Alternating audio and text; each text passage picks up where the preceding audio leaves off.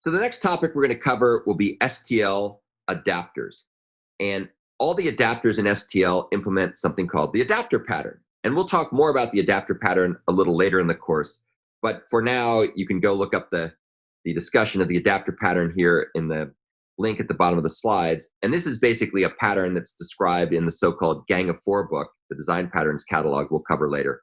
And the adapter pattern is used to let or convert one interface for one piece of software that was not designed to work with another piece of software to work with another piece of software. So it basically allows the interfaces to work together. And we'll see that there's lots of real world examples of adapters. Probably my favorite one is that you may have used, especially if you've traveled a lot overseas or lived overseas, the concept of a plug adapter. So if you buy a computer or a charger for a computer or a smartphone or whatnot in the US, and then you go to Europe, or in Europe, if you go to England versus France versus Germany, or you go to Japan, or you go to China, or you go to India, or wherever you happen to go, you'll probably find out that people have different plug forms in the different countries, and oftentimes even different voltage levels too. And so rather than having to buy a separate charger or a separate laptop or a separate power supply for every different country you travel to, instead you buy one adapter or maybe a family of adapters, and then you can plug and play literally to get your devices to plug into other form factors for plug and socket connections. And so that's a good example of adapter in real life. There are three main types of adapters in STL. Here are some examples of adapters we were just talking about. The one on the right is Germany. I think the one on the left might be either UK or France, whatever. They're all wacky and different from the US-centric point of view, of course. So there are three different types of adapters in STL. They're so-called iterator adapters that take various things like containers or like IO streams, I streams, O streams, and adapt them to work in the context of algorithms that expect to have iterators. And so we've talked a bit about these. We're going to talk a lot more about back inserter, front inserter, and an inserter, which are all adapters that allow for containers or IO streams and so on to be used in interesting ways. And then there's also other adapters like reverse iterator and iStream adapter, or rather iStream iterator, OStream iterator, and so on, that can also be used as iterator adapters.